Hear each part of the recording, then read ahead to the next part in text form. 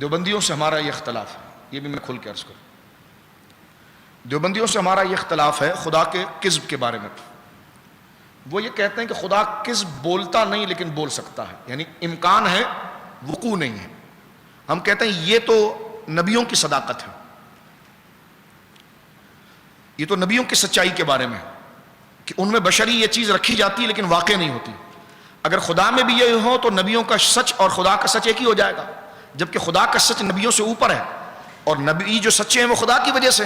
تو لہٰذا پتہ چلا کہ خدا میں یہ، خدا کے لیے کذب کا ہونا یا عیب کا ہونا یہ محال بالذات اور محال عقلی ہے، اس لیے ہم امکان کذب کو مانتے ہی نہیں ہیں، کہ کہتے ہیں نہیں اللہ بولتا نہیں ہے، بول سکتا ہے۔ ہم نے کہا یہ کام تو نبیوں کا ہے، یہ صدق تو نبیوں کا اس معیار کا ہے، اور اگر اللہ رب العالمین کے نبی صدق اس معیار کا لے کر آئیں گے تو اللہ کا صدق اور نبی کا صدق ایک ہو جائے گا۔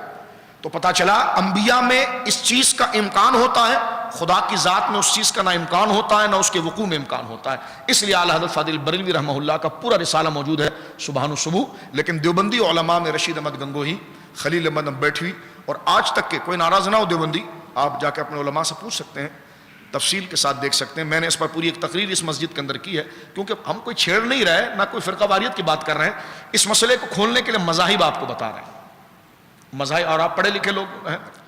تو رشید احمد گنگوہی صاحب اور خلیل احمد بیٹھوی یہ اپنی کتاب براہین قاطعہ کے اندر اس بات کو لکھتے ہیں کہ امکان کذب تحت قدرت باری تعالیٰ ہے، یعنی اللہ کی ذات میں جھوٹ کا ممکن ہونا۔ کہتے بولتا نہیں اللہ، نہ کبھی بولا ہے، لیکن وہ بول سکتا ہے کیونکہ اس کے اندر یہ صفت موجود ہے، کیونکہ وہ ہر چیز پر قادر ہے۔ یہ ان کے نظریات، یہ ان کے مقدمات چلتے ہیں۔ یہ کیسے ہو سکتا ہے کہ انسان ایک کام کرے اللہ نہ کرے؟ تو ہم نے کہا کہ اگر کذب ممکن ہے تو پھر تو خود کو فنا کرنا بھی ممکن ہوگا، دوسرا خدا منا بھی ممکن ہوگا۔ کہ لگا نہیں وہ ممکن نہیں ہے، تو میں نے کہا وہ عیب ممکن نہیں تو یہ عیب کیسے ممکن ہو گیا؟ اگر ایک عیب مان رہے ہیں تو دوسرا کیوں نہیں مان رہے ہیں؟ اگر کذب ممکن ہے، جھوٹ بولنا ممکن ہے، تو پھر دوسرا خدا بنانا ممکن ہے؟ کہنے لگا نہیں وہ تحت قدرت نہیں ہے۔ کیوں؟ کہنے لگا عیب ہے۔ تو ہم نے کہا یہ بھی تو عیب ہے، قرآن نے خود کہا ہے۔ کہنے لگا نہیں اللہ نے فرمایا کہ کوئی میرا شریک نہیں ہو سکتا۔ تو میں نے کہا اللہ نے یہ بھی تو کہا ہے نا کہ میں ہمیشہ سب سے بڑا سچا میں ہوں، اصدق القول اللہ نے اپنے لیے بیان فرمایا، سب سے بڑا صدیق تو اللہ۔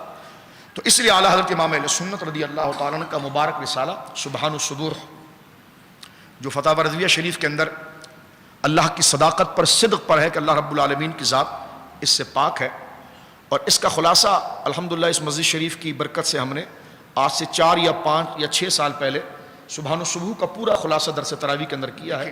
آپ کہیں کہ شاہ صاحب یہ غلطی کہاں سے لگی؟ میں نے کہا غلطی اس حوالے سے لگی، ایک جملہ صرف کہہ کے آگے چلتا ہوں۔ غلطی اس حوالے سے لگی، ایک ہے اللہ کا وعدہ کسی بندے سے متعلق، ایک اللہ کی وعید کسی بندے سے متعلق، ایک ہے اللہ کا وعدہ کہ جو ایمان پر رہے گا اسے ہم جنت میں داخل کریں گے، اور ایک یہ ہے کہ جو گناہ کا کام کرے گا ہم اس کو سزا دیں گے۔ تو اہل سنت و جماعت یہ کہتے ہیں کہ اللہ اپنے وعدے کے خلاف کبھی نہیں کرتا، کیونکہ وعدے کے خلاف کرنا کذب ہے اور اللہ اس سے پاک ہے۔ لیکن اللہ اپنی وعید کے خلاف، یعنی پنشمنٹ جو ہے نا اس کے خلاف اللہ کرتا ہے۔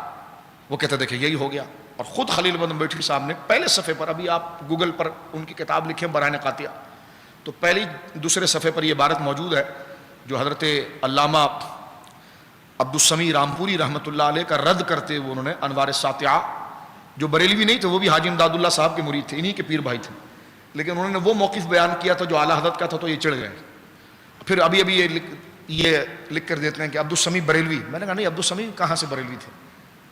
عبدالسمیع بریلوی نہیں تھے، نہ وہ اعلیٰ حضرت کے شاگرد تھے نہ بریلی کے رہنے والے تھے، وہ تو حاجی امداد اللہ مہاجر مکی کے اجلہ خلفاء میں سے تھے، ان کے شاگردوں میں سے تھے، خلفاء میں سے تھے، تھانوی صاحب سے بزرگ خلیفاؤں میں سے تھے۔ ان کا تو کبھی اعلیٰ حضرت سے ملاقات بھی نہیں ہوئی ہے، لیکن بات انہوں نے وہ کی جو اعلیٰ حضرت نے کی ہے، تو انہوں نے اپنے بریلی میں فٹ کر دیا ہے۔ تو میں نے کہا یہ بات تو حاجی امداد اللہ صاحب نے بھی کی ہے، ان کو بھی ہمارے ساتھ ملائیے۔ تو جب پیر مرید سب ہمارے ساتھ آ گئے تو ان 4 بندوں کو لے کر آپ کیا کریں گے؟ تو پتہ چلا امام احمد رضا نے پیروں والی بولی ہے، مریدوں والی بولی نہیں بولی، اصل باتیں کی ہیں۔ سمجھ رہے میری بات؟ اب آپ یہ دیکھیے کہ نبی کا صدق اور اللہ کے صدق میں فرق ہے۔ اللہ کا کذب جو ہے وہ عقلاً محال ہے، اور نبی کے لیے یہ شرعاً محال ہے، عقلاً ممکن ہے۔ کہاں سے یہ خدشہ لازم آیا؟ اس پر ایک جملہ کہہ کر آگے بڑھ جانا چاہتا ہوں۔ ایک ہے اللہ کا وعدہ، ایک ہے اللہ کی وعید۔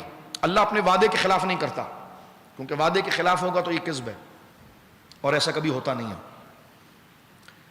اللہ رب العالمین اپنی وعید کے خلاف کرتا ہے۔ وعید بمانے کسی کو پنشمنٹ کہی گئی اور اس کو معاف کر دیا، مومن کو، کیونکہ خلف وعید کفار پر نہیں مومن پر ہے، یہ بھی آپ یاد رکھیں۔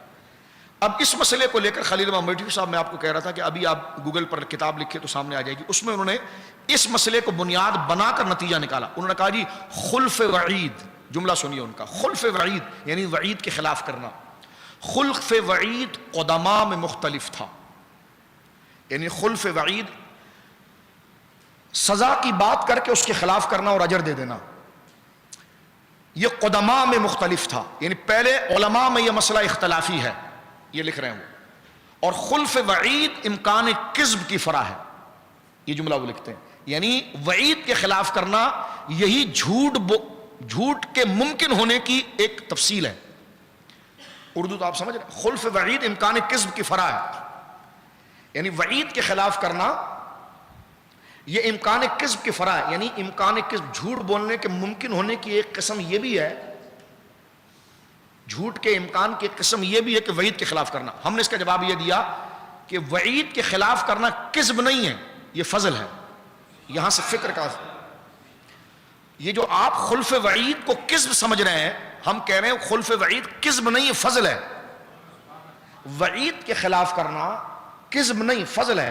یعنی یہ کہا جائے کسی کو کہ 8 گھنٹہ ڈیوٹی، آپ اپنے چوکیدار کو رکھیں، ان کو کہیں 8 گھنٹہ میرے گھر کی ڈیوٹی کرو، اگر کم ڈیوٹی کی تو میں تمہاری تنخواہ کاٹوں گا۔ آیا وہ روزانہ ہی ہے لیکن ڈیوٹی 1 گھنٹے کی اور 7 گھنٹہ وہ بھاگ گیا، نہیں کی ڈیوٹی سے۔ جب 30ویں دن آپ کے پاس تنخواہ لینے کے لیے آیا، آپ نے چارٹ دے کر کہا کہ دیکھ میں نے تجھے 8 گھنٹے کے لیے رکھا تھا، اور تو آیا تو روزانہ ہے، یہ تو میں مانتا ہوں، دستخط موجود ہے تیرے، لیکن تو نے ڈیوٹی کتنی کی ہے؟ 1 گھنٹہ، تو میں نے تجھے پہلے کہا تھا کہ 8 گھنٹے سے 1 منٹ بھی کم کرے گا تو کاٹ دوں گا۔ اس نے کہا تو میرے چھوٹے چھوٹے بچے ہیں، معاف کر دیں۔ وہ کہیں گے چلو ٹھیک ہے، پھر پوری تنخواہ لے لو۔ تو کھڑے ہوا آدمی کہ سیٹھ صاحب آپ کتنے بڑے جھوٹے ہیں۔ وہ کہے گا کس بات پہ جھوٹا ہوں میں؟ کہا آپ نے تو اس کو کہا تھا اور آپ نے سزا بیان کی تھی کہ 8 گھنٹے سے کم کرے گا تو میں تیرے پیسے کاٹوں گا، اور آپ تو بہت بڑے جھوٹے ہیں، آپ نے تو پیسے نہیں کاٹے اور آپ نے دے دیے۔ تو سیٹھ صاحب اس کو چماٹ رسید کر کے کہیں گے اس کو جھوٹ نہیں کہتے، اس کو مہربانی کہتے ہیں۔ سمجھ گئے؟ تو یہ ہے خلف وعید جو ہے، یہ کذب نہیں ہے، یہ فضل الہی ہے۔ اب آپ کو سمجھ میں آ جانا چاہیے کہ ہمارا ان کا کیا اختلاف ہے، یعنی ایجوکیٹ کر رہے ہیں آپ کو، غوث اعظم کے پیچھے چل رہے ہیں، غریب نواز کے پیچھے چل رہے ہیں، امام ربانی کے پیچھے چل رہے ہیں، اعلیٰ حضرت کے پیچھے چل رہے ہیں، اور یہ راستہ صحابہ کے پیچھے ہے، صحابہ حضور کے پیچھے۔ تو اس نظریے کے جو ہم اتباع کر رہے ہیں تو وہ اس کے اندر کیا میچورٹی ہے اور کیا ہے، تو وہ چیز آپ کے سامنے ڈسکس کی جائے گی۔ آگے فرماتے ہیں عصمت کے معنی، عصمت کے یہ معنی ہے کہ ان کے لیے حفظ الہی کا وعدہ ہو گیا، جو وضاحت میں نے کی، جس کے سبب ان سے صدور گناہ شرعاً محال ہے۔